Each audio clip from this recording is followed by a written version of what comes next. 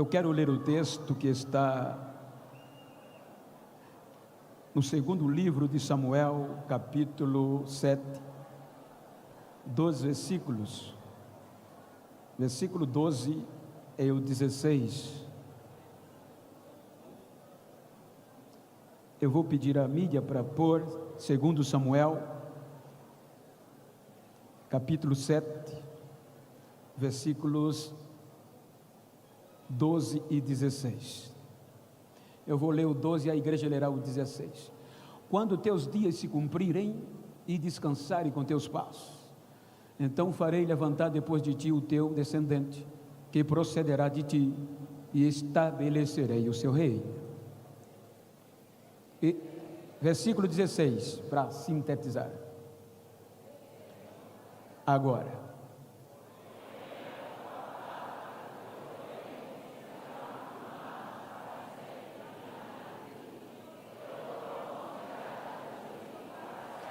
você diz amém? Aqueles que podem, queiram tornar os vossos assentos por bondade, enquanto agradeço a Deus pelo privilégio de mais uma vez poder estar participando deste congresso maravilhoso. E para isso quero agradecer o reverendo, o pastor Ismael, com a sua muito digna esposa, a pastora Glória, pastor Gaspar, reverendo, extensiva sua esposa, a pastora Olga, e em nome deles externo a todo este ministério composto de homens e mulheres abnegadas. Muito obrigado, amigos. Quero parabenizá-lo pela equipe de recepção.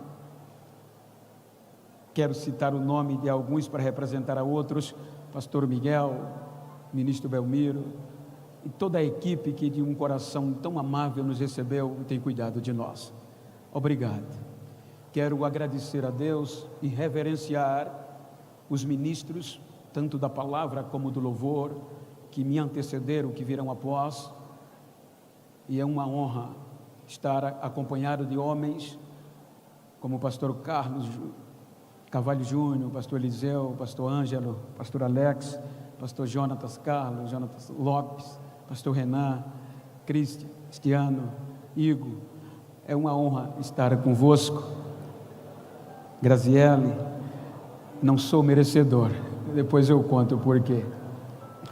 Queridos, como há um tema proposto, e quero já saudar também com a paz a todos os internautas, mandar um abraço e um beijo para minha irmã, querida esposa Marilza, minhas filhas, meus netos, que porventura estão nos assistindo. Serei sucinto, mas confesso a vocês que depois de ouvir duas mensagens com 2 mestres, se eu soubesse o caminho do hotel, eu tinha saído correndo. Já estava em casa no hotel, mas foi me dada a oportunidade. E como há um termo chamado remanescente, e a palavra remanescente é o que sobra, o que resta, o que continua depois de um evento, eu quero tomar por base para contextualizar uma história conhecida como uma história contemporânea. Quando nós analisamos o projeto como um todo, começa no capítulo 12 do Gênesis, um projeto missionário para alcançar todas as famílias da terra. Este projeto tem um impacto, um evento devastador, em Juízes capítulo 2, versículo 10, quando uma nova geração esquece do foco, e vai culminar no capítulo 4, versículo 22 do primeiro livro de Samuel, quando os filisteus acharam que tinham destruído o projeto. Então observe que dentre todo o contexto, o evento destrutivo, surge um remanescente chamado Samuel, e este remanescente, para a preservação do projeto, vai apresentar Davi. Então Davi vai representar uma nova geração que, quando estabelecido no reino como remanescente de Abraão, ele se compromete com Deus de que o que Deus faz e o que Deus é, ele iria transmitir, não só ele, mas uma geração futura. Salmo 145, verso 4 e verso 5. Se a mídia puder nos ajudar, nos ajude aí, por favor. Salmo 145, versos 4 e 5.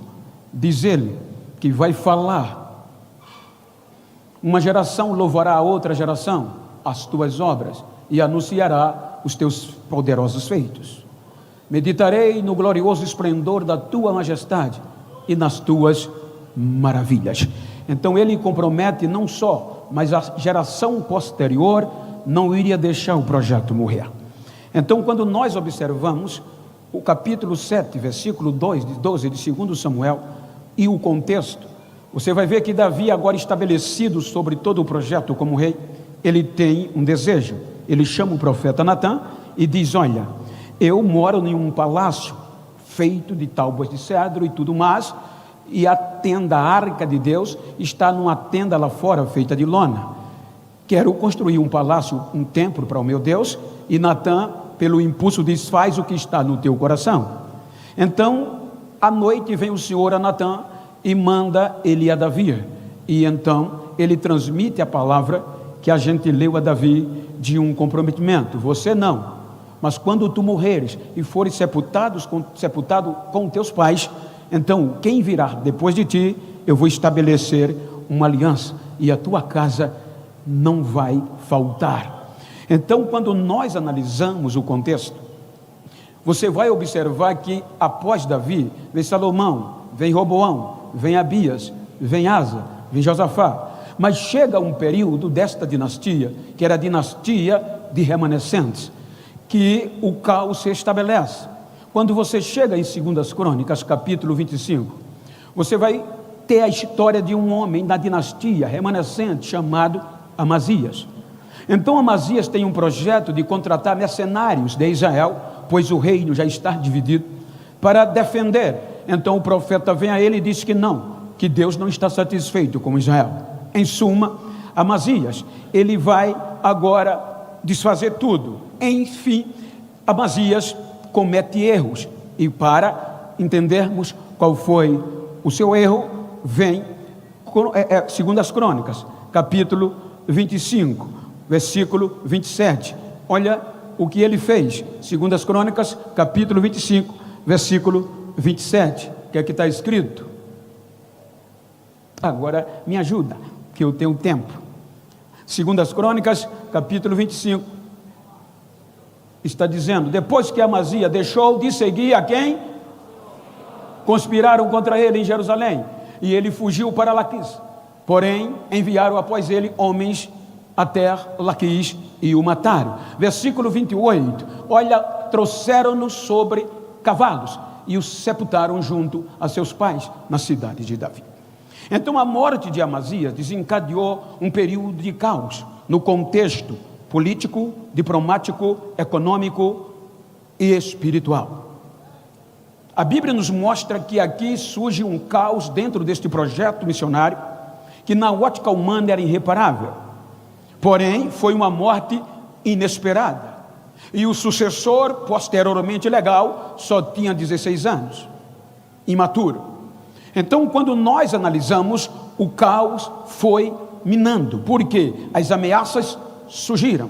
O exército, o poder bélico, foi perdendo força, perdendo arma e perdendo força para resistir, nem para atacar, nem para se defender. Economicamente, o reino de Judá virou um massacre. A fonte, a sede do projeto, está ameaçada, porque os circunvizinhos diziam que iam destruir o reino de Judá. Dentro do contexto socioeconômico, a crise devastou. Não havia conceito de produtividade. Então, de forma urgencial, nomearam Uzias, rei de Judá, com 16 anos. Capítulo 26 de 2 Crônicas, você vai entender. Eu não vou ler para ganhar tempo. Então, observe que a partir daqui, Uzias vai vir, e a Bíblia diz que ele vai ser monitorado, guiado por um homem de muita eficácia, Zacarias, e este homem vai mostrar a ele o caminho do Senhor. Então Uzias vai se dedicar a Deus, e quando ele se dedica, mesmo imaturo, aí Deus entra e abre o seu cérebro para conter a capacidade administrativa. Veja, administrativa. Então Deus abre o conceito científico, e a Bíblia diz em 2 Crônicas 26 que Uzias dá um show dentro do reino de Judá. Primeiro, fortalece o exército, 305.000 soldados. De onde não tinha, ele capacita com o poder de atacar e defender. Vai surgindo remanescentes. Quando ele fortifica o exército, então ele vai tratar do contexto econômico. A Bíblia diz que ele amava a agricultura, então ele se dedica no agronegócio, e o agronegócio é a fonte rentável de Israel. Então a Bíblia diz que Deus foi tanto com ele, que o conceito econômico sacudiu Judá, a ponto do povo aplaudi-lo, dizendo que desde Salomão não houve um homem como ele. Então Uzias vai crescendo, e além disso, agora Deus abre o entendimento para ele no contexto científico, a ponto de você ver que ele vai inventar é o que não existia, é escudo, armas, catapultas, tanto armas de defesa como de ataque, e fortalece o exército com armas. Então a fama dele eclode por todo lado. Então, quando a fama dele, agora já fortalecido belicamente, economicamente e no contexto espiritual, e todos temiam agora ajudar, então ele se ensoberbece. Por quê? 2 Crônicas, capítulo 26, versículo 16. Quando ele se fortalece, 2 Crônicas 26, 16. Olha o que a Bíblia diz: mas havendo já se fortificado, exaltou-se o seu coração para a sua própria ruína, e cometeu transgressões contra o Senhor seu Deus. Qual as transgressões? Porque entrou no templo do Senhor para queimar incenso no altar do Senhor. Imagine que a fama dele, o conceito deste homem era tamanho, que a Bíblia mostra que ele quis resolver o problema espiritual. Então o problema espiritual aqui, lembra que eu falei que Deus o exaltou no administrativo, mas o espiritual não é só pela prática administrativa. O conceito espiritual exige mais coisas, para a glória descer, para ter culto, e você vai entender isso aonde? Ele quis queimar incenso. Quando você volta para Êxodo, capítulo 30, versículo 34, vai começar o culto, ou seja, Deus vai instruir a Moisés como ele fazer para poder a unção e a glória vir. Aí disse mais o Senhor a Moisés: toma substâncias adoríferas ou perfumadas, estoraque, ônica, gálbano, estes aromatas com incenso puro, cada um de igual medida ou igual peso.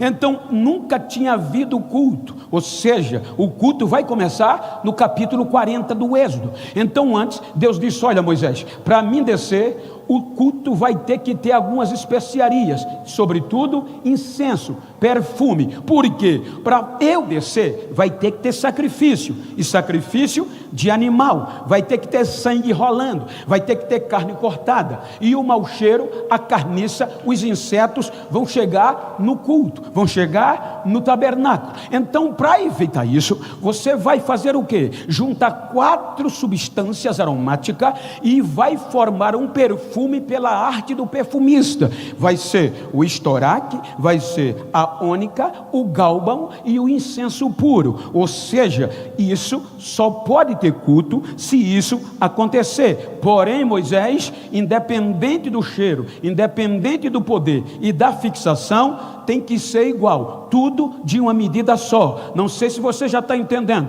como é para o culto funcionar. Não pode ter ninguém melhor que ninguém, pode ter ninguém maior que ninguém, pode ter ninguém mais sabido que ninguém. É uma medida só, é uma medida só. Então observe que agora Moisés vai preparar. Só que Uzias sabia disso, mas a fama, a popularidade o envadeceu. Para ter culto, tinha que ter gente predisposta, porque o estoraque é uma resina, e ela é de uma parte do Israel, daquele mundo asiático. Só que para ter resina, dentro aonde o tabernáculo era móvel, tinha que ter alguém disposto a buscar o estoraque, e não era fácil, só era sacerdote, escolhidos para a resina, ou seja, eles tinham que sair durante o dia, porque o estoraque é de uma árvore que precisa ser ferida para tirar a resina, e a resina só sai de madrugada. Então eles saíam de dia e corriam para buscar a resina do estoraque. Só ia ter culto se tivesse estoraque, só ia ter glória se tivesse estoraque. Então eles saíam de manhã, chegava na área da resina, não podia dormir, porque a resina podia pingar a qualquer momento. Então tinha que ter gente disposta a estar acordada à noite, à madrugada, para não perder a resina. Segundo ponto, enquanto esta turma ia, vinha a turma da ônica.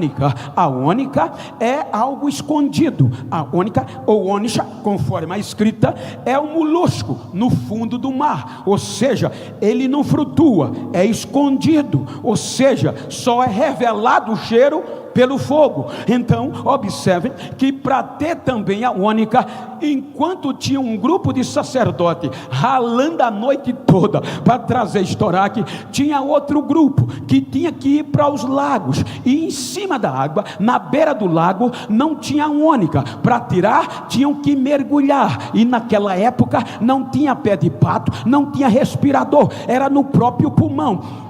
E mergulhava, sempre tinha gente de cabeça para baixo, lá embaixo, com a cara no chão, para poder a ônica sair. Então eles pegavam uma ônica, tiravam o molúsculo e traziam, e do outro lado vinha o gálbano. Eles saíam, mas tinham trabalho, porque tinham que tirar o ramo, quebrar o ramo, triturar o ramo, para poder a resina sair. Aí traziam para o tabernáculo, juntava com incenso puro, e aí a fixação, e tinha o perfume. Vai ter culto? Vai. Mata o animal?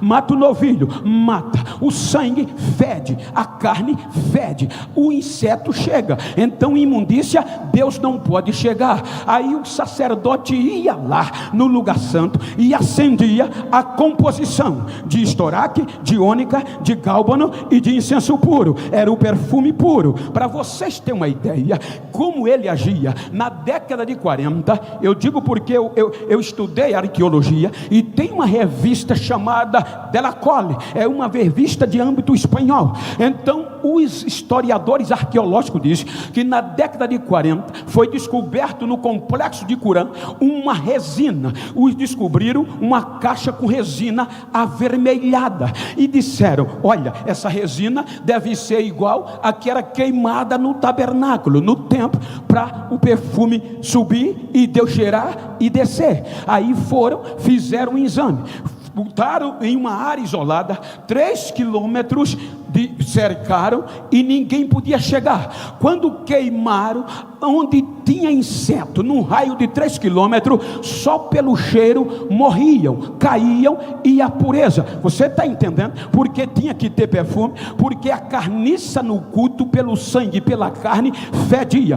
Quando o perfume, o incenso juntava as 4 partes iguais e queimava, o poder do cheiro subia. Quando subia, Deus cheirava, e enquanto Deus cheirava, onde os insetos tinham, o cheiro ia morrendo, ia matando, e a pureza vinha. Aí Deus descia e a glória descia. Queimadores de incenso tinha que ter. Agora o rei Uzia, por conta da fama, se fosse hoje, por conta de milhões de seguidores, por conta de viralizar, Uzia viralizou. Ele disse: eu vou queimar incenso. Queimar incenso não depende de internet, de vírus, não independe de ter popularidade, tem que ter unção, tem que ser chamado.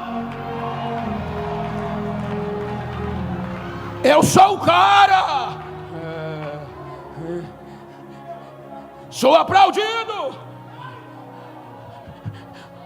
O rei tem seguidores, o rei tem súditos, e os queimadores de incenso nem no cartaz aparecem.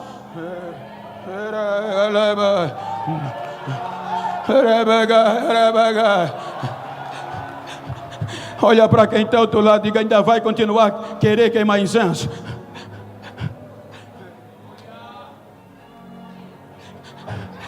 Não tem fama, não tem aplausos, não pode dormir de madrugada. Às vezes, enquanto alguém está na balada, ele está debaixo da cama, chorando, com a cara para baixo.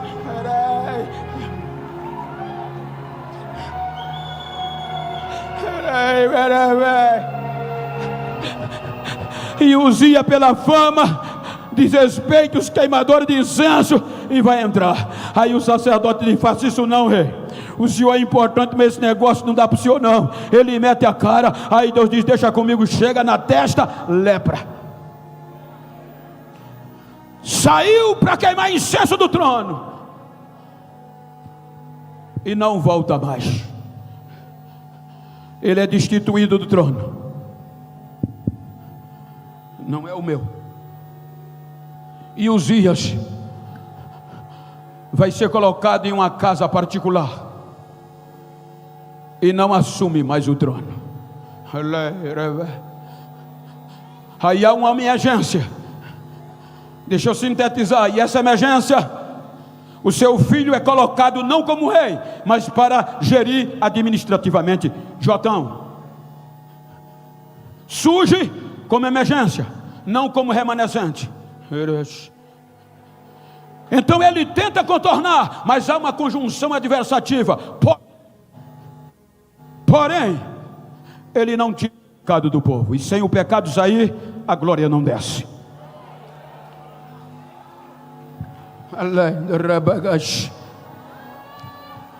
Aí vem o capítulo seguinte, do meado do 27, quando Jotão perde e para de reinar.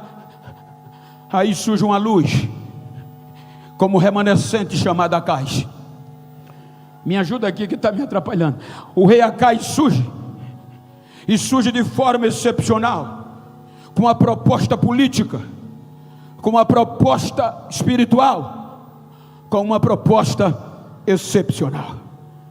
Então o rei Acais entra no circuito e promete resolver o problema político, diplomático e espiritual, e é uma luz.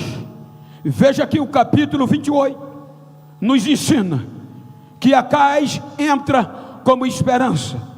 Então quando ele entra, primeira proposta, ele vai resolver o problema diplomático e comete um erro. Em vez de buscar a Deus, ele não busca, e Deus queria resolver o problema com ele. Veja que é no período do rei Acais que o rei, o profeta, não é o microfone,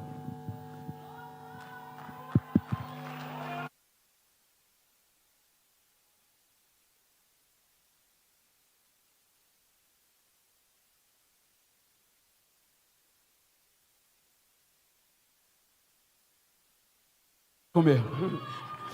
Então, quando o rei Acais assume, Deus queria tanto intervir que manda o profeta Isaías. Diz: Isaías, Acais está em tal lugar, vai lá e diga a ele que não tenha medo, que eu sou com ele.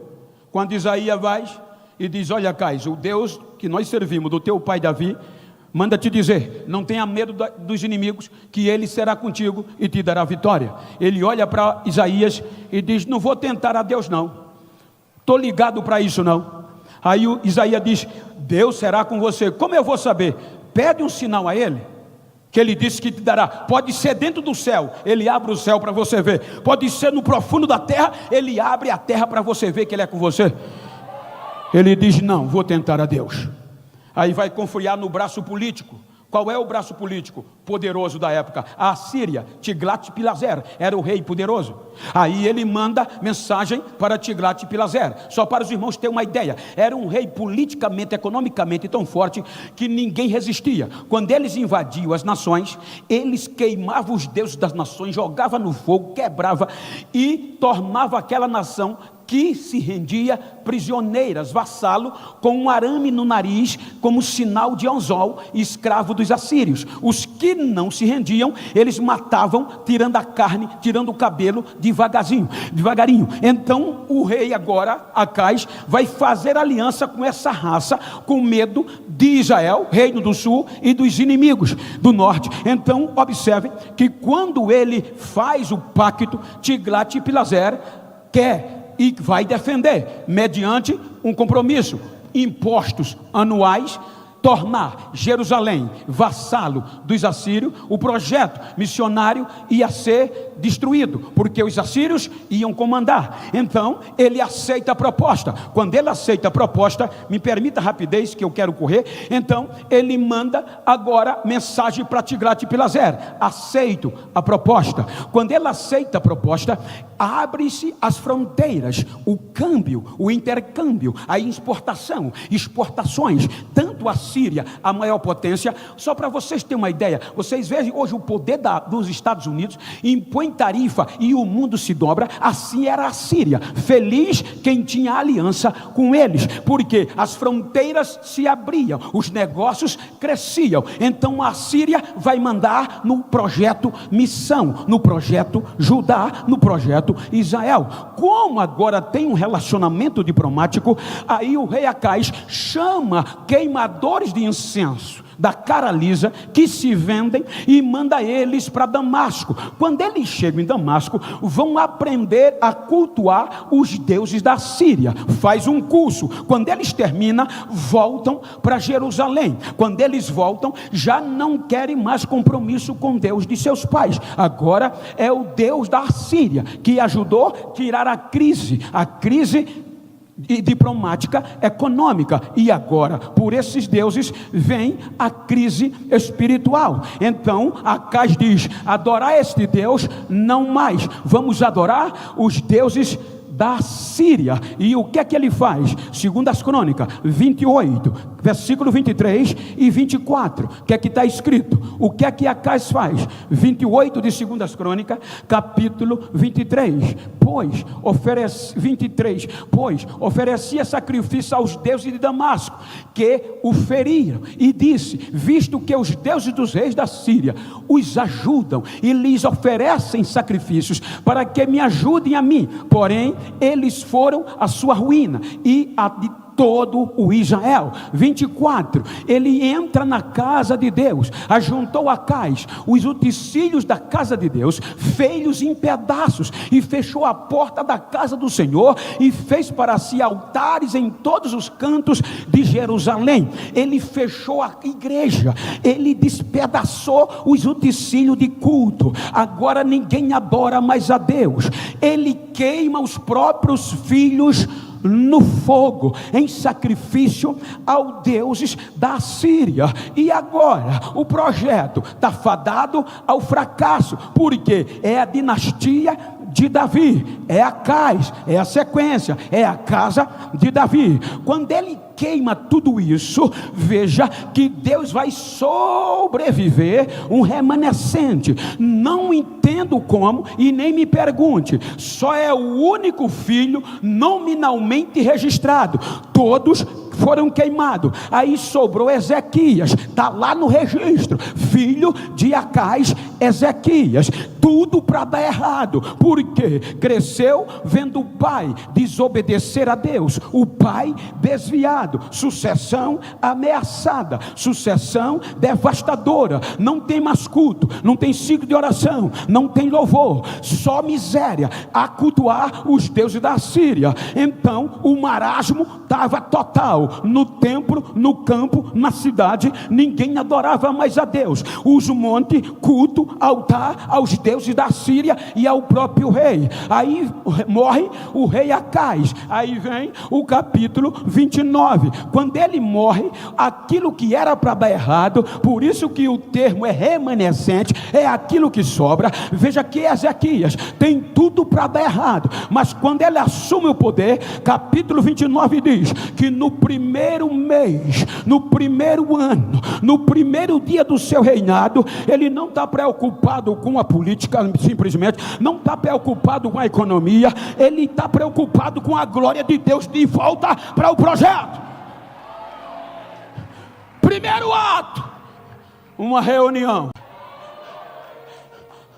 fechar a porta da casa do Senhor, reuniu os queimadores de incenso. Eu não sei como, Júnior, ainda existia, pois Acais era um perigo ainda ter incenso para queimar. Na praça pública, reúnem. Aí vem o versículo 10, para sintetizar, versículo 10. Agora, diz ele na reunião, estou resolvido a fazer aliança com o Senhor Deus de Israel, para que se desvie de nós o ardor da sua ira. Falando publicamente, e os queimadores de incenso ouvindo na praça. Filhos meus, não sejais negligentes, pois o Senhor vos escolheu para estar diante dele, para o servirdes, para serem seus ministros e queimar incenso. Eu estou disposto a fazer tudo de novo. Tem alguém aí? Diz ele que está disposto. Não me pergunte como. Olha o versículo seguinte. Vai dizer que no meio da crise, no meio da devastação, ainda tinha uma geração remanescente que tinha incenso para queimar, que ainda queima e ainda é remanescente, ainda tem. Deixa eu ver se ela está aqui. A geração remanescente que surge no meio da crise.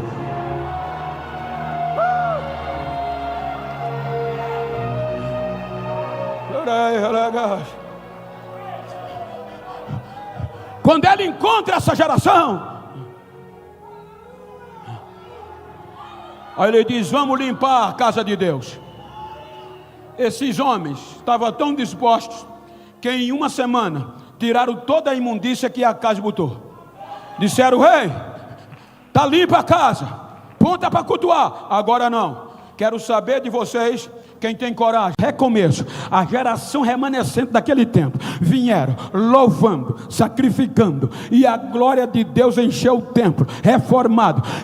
Quem estava dentro não ficava de pé, quem estava fora, tanto o rei como o súdito, botava a cara no chão e adorava a Deus. E o povo dizia: desde Salomão da inauguração, nunca teve um culto tão bom como este. A glória voltou, o poder voltou, a unção voltou, remanescentes da última hora.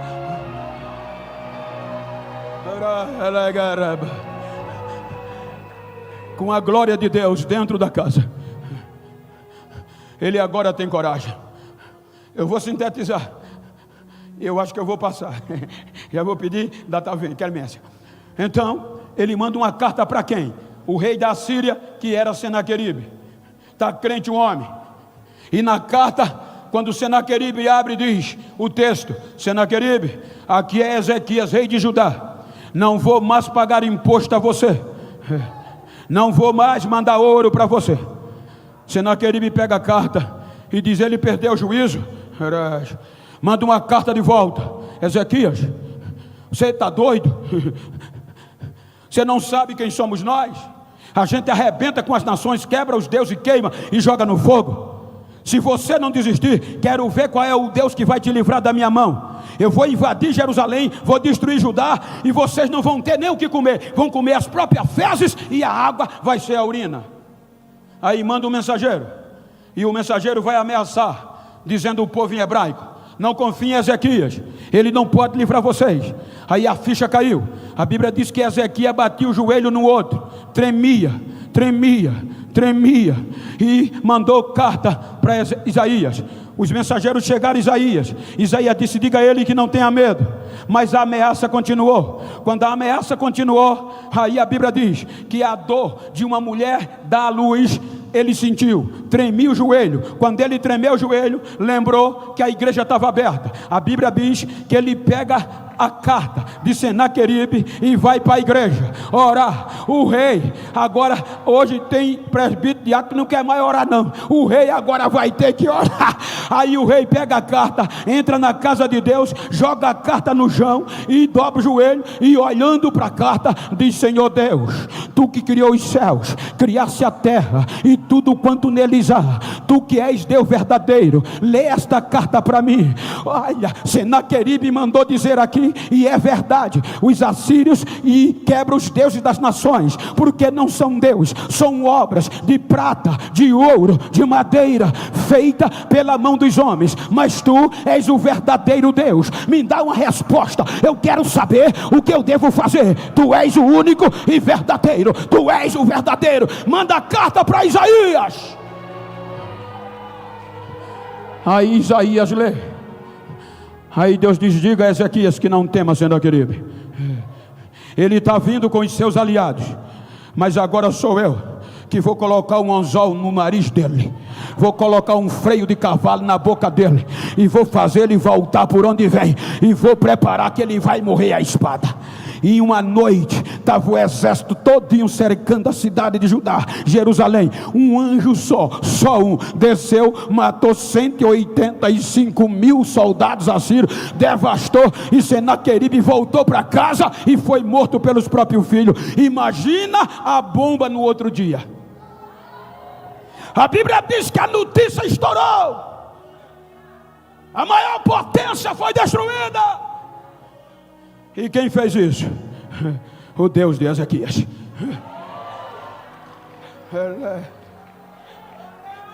Aí agora, sintetizando, todo mundo vinha a ele, com prata, com presentes para a casa de Deus e para o rei. E ele vai fazer alianças com quem não devia. Esse é o perigo da fama.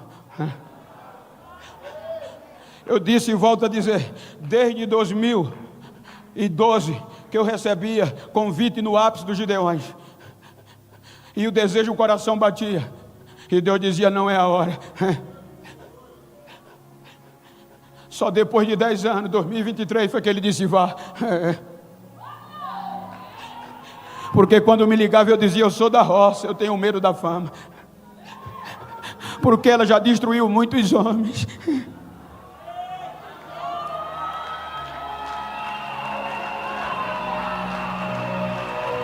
Aí a fome vem, os presentes vêm. Aí vem 2 Crônicas, capítulo 32, salvo engano, versículo 23, 22 e 23.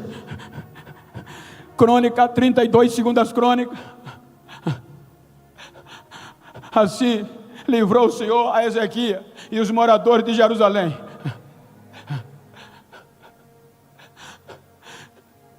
das mãos de Senaqueribe, rei da Síria, e das mãos de todos os inimigos, e lhe deu paz por todos os lados.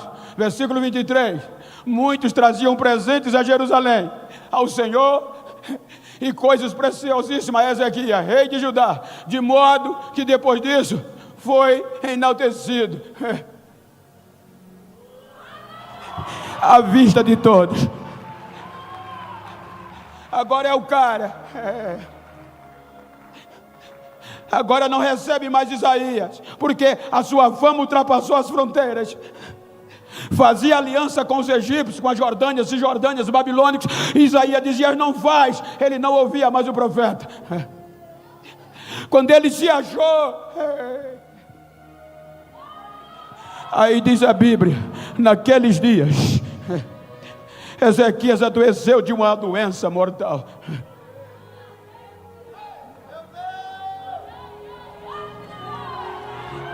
Ninguém se meta a besta, gente, a glória é dele. Aí eu preguei, quebrei tudo, quebrou nada, você saiu quebrado, quem quebrou foi ele.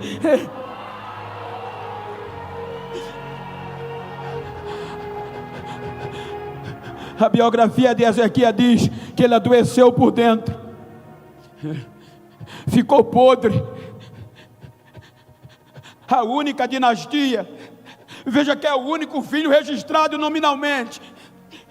Se ele acabasse, a dinastia acabava. É o único registrado com o nome na dinastia. Agora, diz a sua biografia que os seus órgãos internos apodreceram, e o hálito dele ficou podre, e ele não pode mais receber ninguém. A doença estoura para o lado de fora do corpo, e os médicos colocavam em pasta de figo, quando tirava, vinha com carne e tudo, fedeu, apodreceu, tranca, e agora está trancado em um quarto com 4 paredes, fora do trono. Aí Isaías vai visitá-lo. Veja que quando Isaías vai visitá-lo, é uma decisão espontânea. Aí quando chega lá, aí Deus vem e diz: eu vou dar um basta nisso.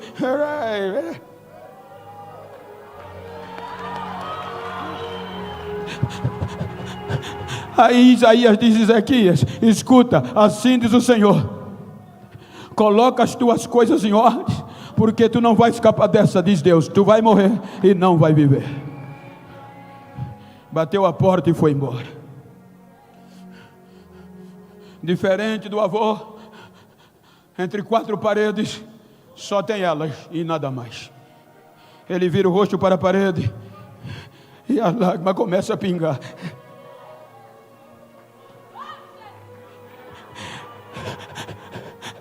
Como ouvir um homem podre,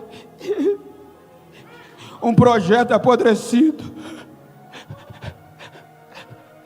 mas era remanescente de um grande avivamento. Não me pergunte que eu não sei explicar. A oração podre era: Senhor, lembra do que eu fiz?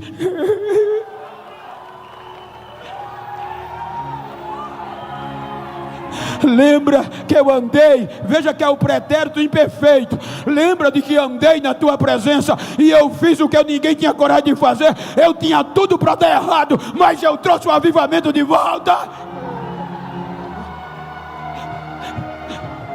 Aí Deus vai na história. Quando Deus vai na história, os arquivos estavam lá.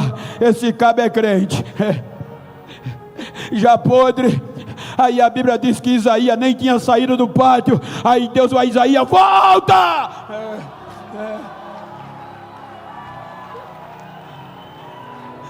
A primeira ida não tem diálogo, mas agora vai ter.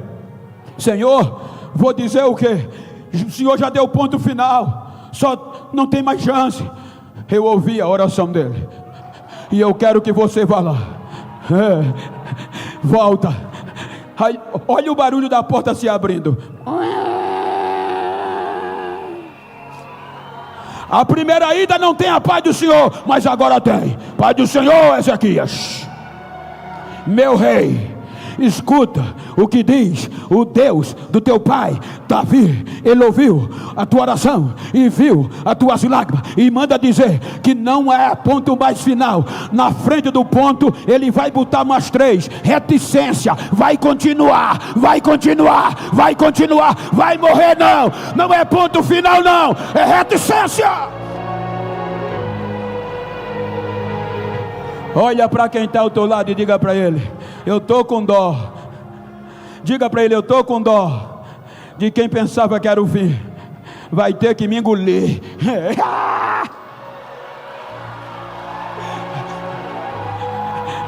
E ele ainda tira onda. Qual é a prova que eu vou ter?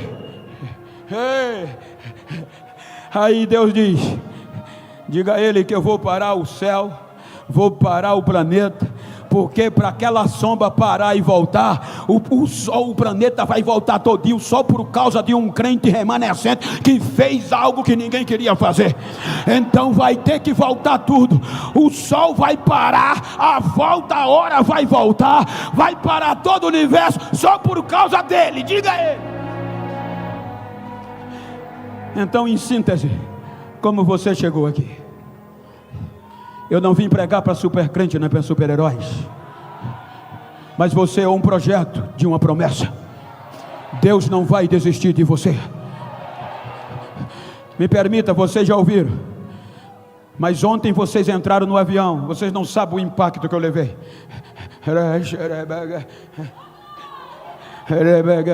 Desde 2013 me diziam: tu recebeu o convite da África? Eu digo não. Já fui no Japão, mas na África nunca fui. 2015, ninguém da África te chama. Eu digo aqui ainda não. Não voltei para casa ainda.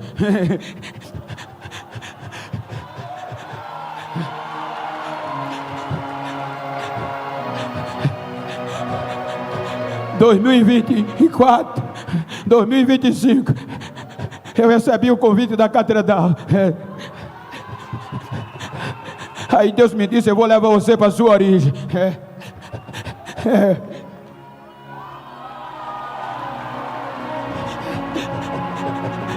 Por que eu estou dizendo isso? Eu vou passar os 5 minutos do tempo, me permita, pastor. Porque olhavam para mim até 92, dizendo que eu não valia o que comia. Esse negro, diziam os meus pais, não vale o que come. Tem muitos defeitos, beiço virado, preto. Ia pedir as meninas para namorar: você é feio demais. Em 92, um crente chegou na minha casa e disse-me: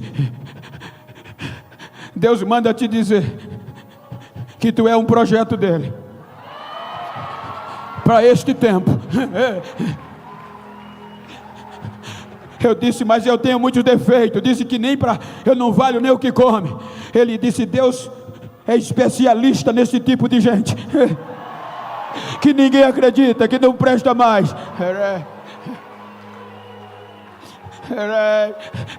Me evangelizou 3 meses, me levou para a igreja. 21 de junho de 92, Jesus me aceitou. No outro dia eu disse: sou crente não. Fazia tudo para errar, pecar e não conseguia. 1 ano e meio de crente.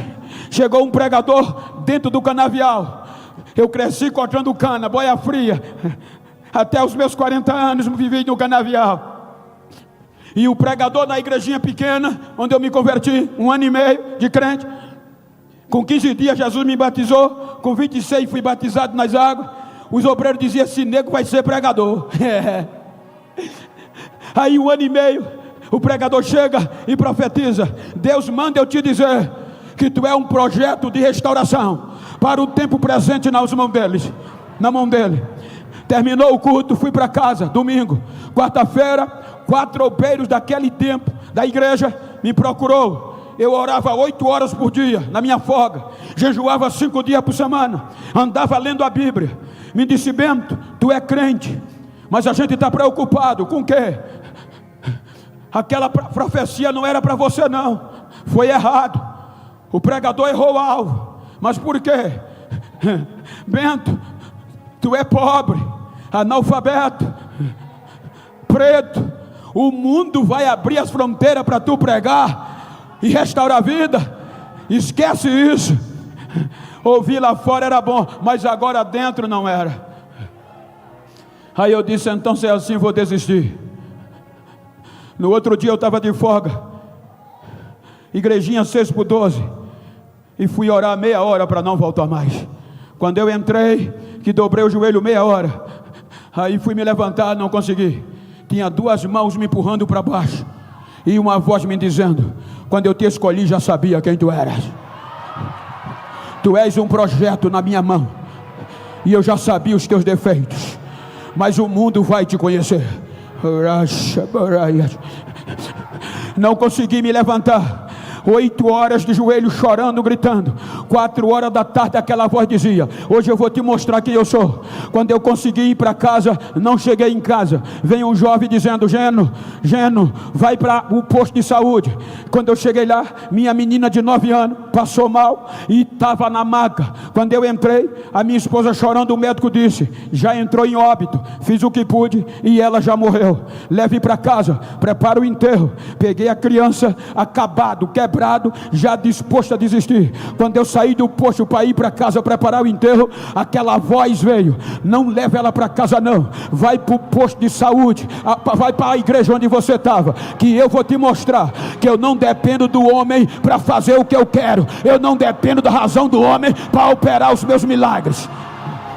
Quando eu cheguei na igreja, tinha deixado a porta entreaberta, empurrei com o pé, joguei a menina na frente do púlpito e comecei a gritar: acabou, acabou. Minha esposa em lágrima. Daqui a pouco vem o doutor, vem a enfermeira, os vizinhos cercam a congregaçãozinha e o doutor põe a mão na minha cabeça e disse: seu Genival, é loucura, acabou. Quando ele disse assim, entrou uma voz poderosa no meu tímpano, desceu para o meu coração dizendo: fui eu que te trouxe aqui, e eu te trouxe aqui para dizer que o projeto é meu e o projeto está de pé. Para você saber quem sou eu, olha o que eu estou fazendo. Não deu 10 segundos, a menina começou a se mexer. Com 15 segundos começou a pular e dar glória, e dar glória, e dar glória, e dar glória. O médico olhava e dizia: seu Genival, o que é isso? Eu enchi o peito e disse: o senhor disse que meu sonho acabou, que tudo morreu, mas o meu Deus é vivo, o meu Deus é vivo, o meu Deus é restaurador de projeto, o meu Deus é restaurador de projeto. 1994, 95, silêncio. 3 anos se passaram, eu no canavial, limpando o banheiro, cheirando fezes, e ouvindo piadas internacional. Chegava o culto,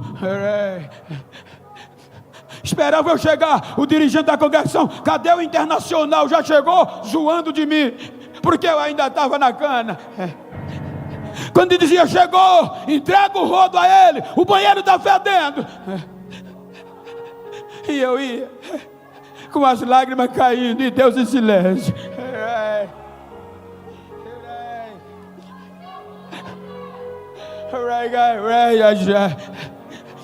A criança está chorando. Hoje tem sala kids. Na época era as costas dos diáconos, dos presbíteros.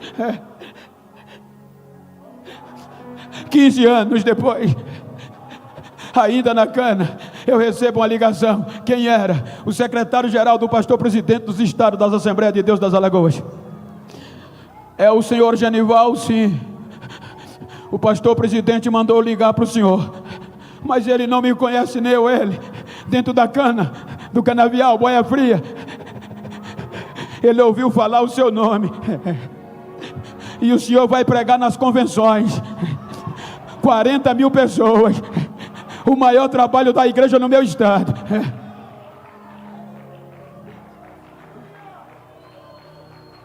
Quando os doutores viram a minha foto entre o pastor Zé Hélio, pastor Sebastião, só tinha branco. Quando viram a foto do preto, só tinha eu de preto no cartaz. Vocês não sabem como eu estou feliz aqui.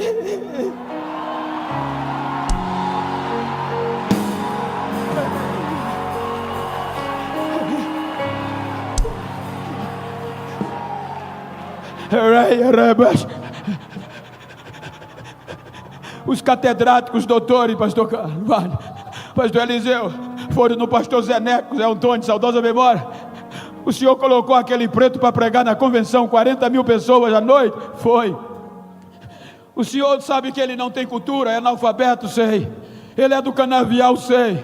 Ele é preto? A foto já está dizendo. O senhor perdeu o juízo? Foi? Não. Vai tirar? Não. O que é que houve? Foi Deus que mandou, ponto.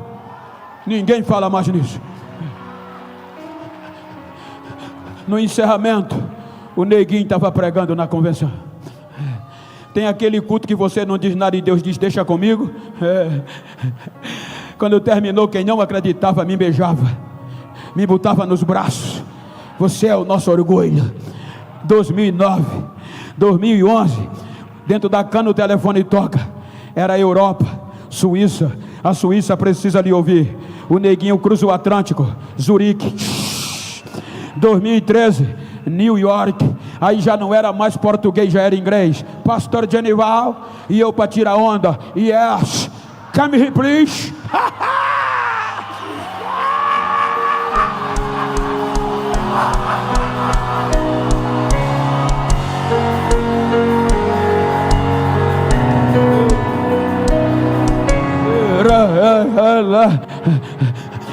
Nova York. Todo ano, todo mês eu vou duas vezes para a América. 2014 eu já não sabia falar, era o Japão. Arigato, 12 horas de fuso horário. Aí disseram, vai mais longe não, para mim já tá bom. Dezembro, uma ligação, de onde é? É da Austrália, ou seja, 13 horas de fuso horário. Pastor, a Austrália tem um sonho, que o senhor venha aqui. O neguinho já está com a passagem comprada para 13 horas de fuso horário. Ou seja, hoje eu prego nos maiores congressos, nas maiores convenções, rodo o mundo como projeto missionário remanescente para este tempo, remanescente para este tempo.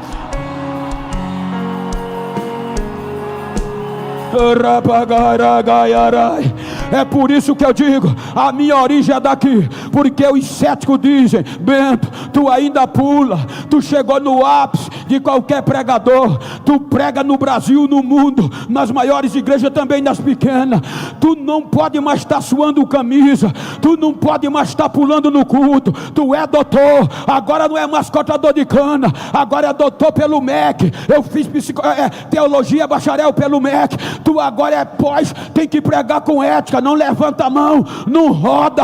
Eu digo, agora é que eu pulo, agora é que eu rodo, que eu estou mais perto dele do que quando eu aceitei. Cadê a geração remanescente para esse tempo? Vem comigo, vai, vem comigo, vem, recebe fogo, recebe batismo, recebe renovo. Você não é um projeto descartável. Esse aqui é podre, mas era um projeto.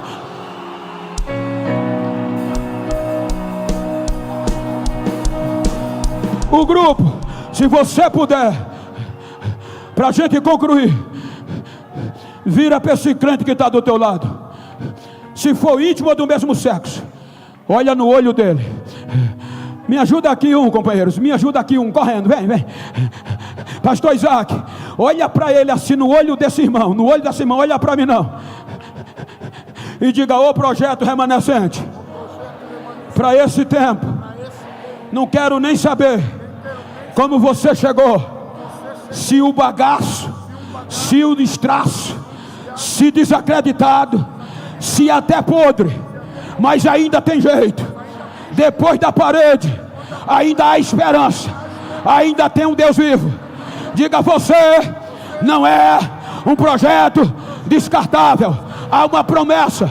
Diga para ele, a partir de hoje, se encontrar alguém que pensava que você não ia ressurgir, que Deus desistiu de você, diga a ele que vai ter que me engolir, que eu vou sair daqui renovado. Abraça ele, vai, adora, vai, adora, recebe a unção, agora.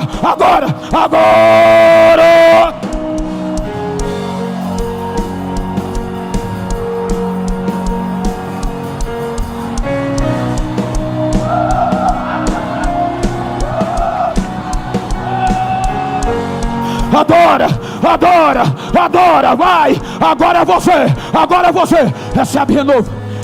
Há uma pedra que está queimando aqui, recebe ela aí, vai, incendeia quem está ao teu lado, incendeia, ainda tem jeito.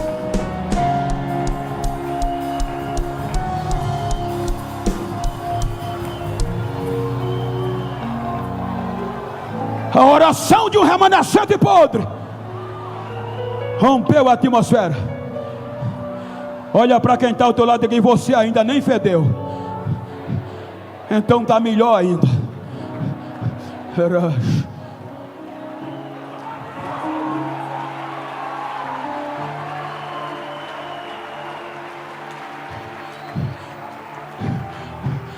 Eu quero orar com você. Quem não é batizado no Espírito Santo, levanta uma mão. Se você crê que Jesus pode te batizar hoje, corre depressa, corre. Se você queria parar, não tem como mais. Ezequias estava podre por dentro e por fora, e ainda foi útil para o seu tempo. Você nem fedendo está. Então é hora de recomeçar. Foi pregado aqui que Deus está restaurando. Se a oração de um crente apodrecido por dentro e por fora, que nem diplomacia nenhuma aguentava mais, nem os súditos, conseguiu chegar ao trono. Imagina você, Ezequias, a aliança era o sangue de novilho, e você é o sangue de Jesus, é eterno. Então aqueles que não são batizados, vai começando a falar línguas estranhas, vai recebendo aí. Cadê a geração remanescente do século 21 que ainda estenda as mãos, que são batizados? Cadê aqueles que são batizados e ainda fala línguas estranhas no século 21? Impõe as mãos sobre eles aqui comigo. Enquanto o grupo vai cantar, a gente vai orar, e Jesus vai batizar aqui agora sim, porque é promessa dele. Não é o pastor Genival, nem o pastor Ismael, nem o pastor que está aqui, nem os pastores que pregaram. É Jesus. Foi dito aqui que é ele, é para ele, é dele. Então vai recebendo variedade de língua, vai adorando, vai elevando a voz, vai recebendo a unção agora. Jesus, batiza ele agora, recebe variedade de línguas, recebe dons espirituais agora. Deixa eu ver o barulho dos remanescentes que estão ressurgindo nesta noite, que estão ressurgindo neste dia. Para este tempo você foi chamado. Então deixa eu ouvir. Recebe línguas estranhas, batiza Jesus, para impactar Luanda, para impactar Angola, para impactar o mundo. Agora, se eu estou aqui, nem precisava pregar. O Senhor já mostra que é capaz do que é capaz de fazer. Por isso eu digo, pastor Carlos, eu ontem cheguei 3 horas no aeroporto e não vi vocês. Embarquei e não vi vocês. Quando vocês entraram em fila no avião, que falaram comigo, eu passei a noite sem dormir ontem. Deus disse: está vendo o que eu faço com você? Estou botando você no mesmo voo, no meio da geração que sacode o Brasil nos tempos atuais e o mundo.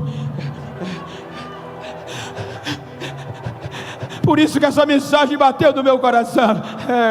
Diga na sua origem o que eu sou capaz de fazer. Eu não dependo de cor nem de raça. Eu só quero um coração quebrantado. Cadê? Tem coração quebrantado aqui agora? Tem. Então vai falando línguas estranhas. Vai, recebe fogo aí agora. Batiza Jesus, batiza.